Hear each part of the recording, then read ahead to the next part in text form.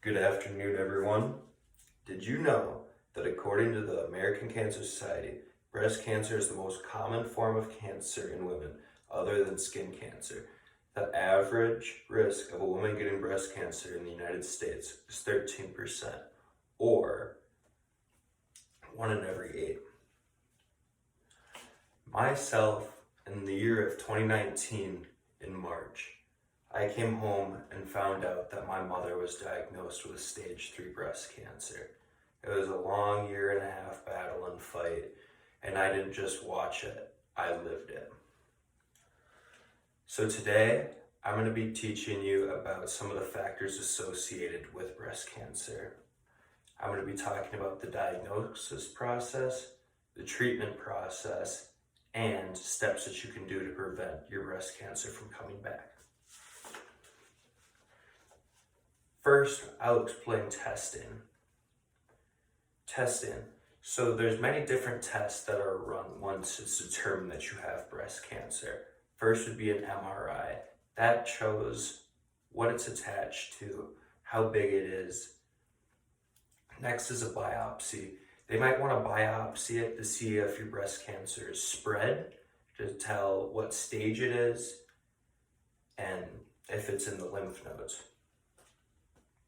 Next, they might want to do a bone and blood test to see what types of treatments might hurt you, what might be the most beneficial for you, and to see if it's hereditary or if it's ever been in your family before. According to the Mayo Clinic, your doctor determines your breast cancer treatment based on your type of breast cancer, its stage, and grade sizes. It also has to do with your overall health and opinion, because some people would much rather have one form of treatment than another, or avoid chemo if they absolutely can, do radiation longer, or so on and so forth. But we'll get into that in a minute. The next step would be to make a plan. You want to talk to your doctor about what kind of treatments that you'd want to do, the course of treatment, how long, every week, bi-weekly, surgery, radiation, so on and so forth. Next, I'm going to talk about the different types of treatments for breast cancer. First off is chemotherapy. According to WebMD Cancer Center, an article, chemotherapy targets cells that grow and divide quickly, as cancer cells do, unlike surgery or radiation. Chemotherapy can oftentimes kill healthy cells in your body as well, like fast-growing cells, like cancer cells. That means like your hair cells or some of your skin cells, cells that just grow very rapidly. There's different types of ways that you can do radiation. Most of you have probably seen where there's a needle going in your arm and you receive it that way. There's other ways where people will have a port put in the breast and it'll go directly in through there. Or then sometimes there's like chemo pills where you can take a very low dose of chemo like every day and it kind of builds up into your system.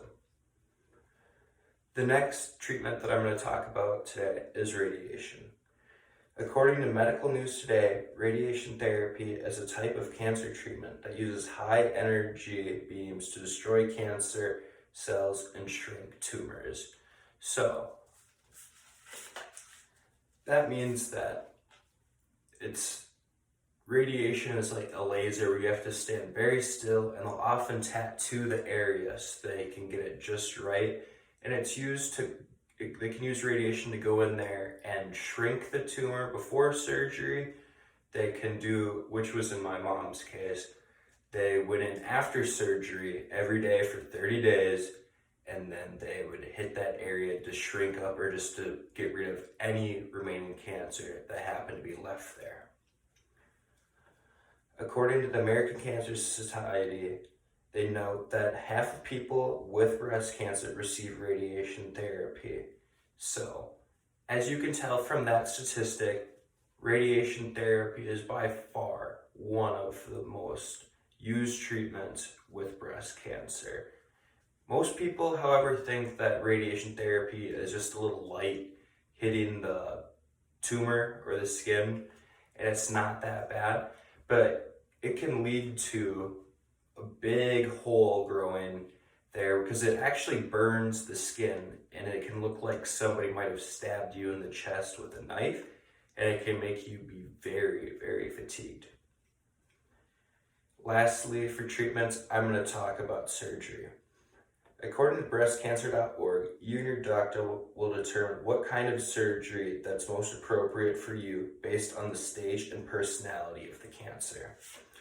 So for some people, if they have like a lower stage of cancer, right, where like stages 1 and 2 are where it hasn't spread into the lymph nodes, stage 3 where it would be in the lymph nodes, and stage 4 it would spread to other parts of the body through the lymph nodes. So when they say determine how you're going to take it out, if it's a lower stage, they might want to just go in and get it out before it has the chance to grow into another stage of cancer. And then if it's a higher stage, you might want to determine, hey, maybe we should shrink this down more before we do chemotherapy, before we do surgery, and shrink it with chemotherapy or radiation or a combination of the two. The first kind of surgery is a lumpectomy. That's removing just a part of the breast, like the tumor and the surrounding tissue. And oftentimes they can kind of go in there and rework it so it doesn't look like you're just missing half of your breast. But then there is also mastectomy, which is the removal of the entire breast. And that's more common. Mastectomies are more common with a higher stage of cancer, and lumpectomies are more common with a lower stage of cancer. Because normally the bigger the tumor, the longer it's been growing, and that means that it's probably a higher stage. Lastly, I want to talk about prevention. According to Cancer Center Treatment of America, everyone who has had breast cancer has some risk of reoccurrence, but typically it's low. So a big part of making sure that your breast cancer doesn't come back is your diet. You want to eat foods that are high in fiber and eat a very balanced diet.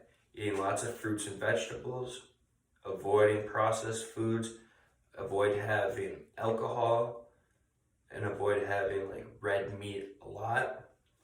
Some of the factors to reoccur for breast cancer would be having high blood sugar and being obese. So the next factor that I'd like to discuss with you is exercise. According to WebMD Cancer Center, a recent study shows that if you exercise for 2.5 hours per week, you can improve your overall health, and it may lower the risk of your cancer coming back.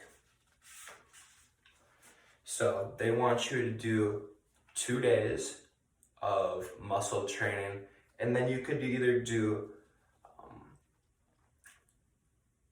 75 minutes of intense running or 150 minutes of just walking or enjoying. So today I've shared with you some of the factors that involve breast cancer. I've shared with you the diagnosis process, the treatment process, and steps that you can do to prevent your breast cancer from coming back. So, as I've shared with you today, you now know that breast cancer is a fight that you're not going to be within alone. There are many good doctors out there that can help you get to the end of the road. You'll be able to have your friends, family, and doctors there with you, and now you know that breast cancer isn't a death sentence.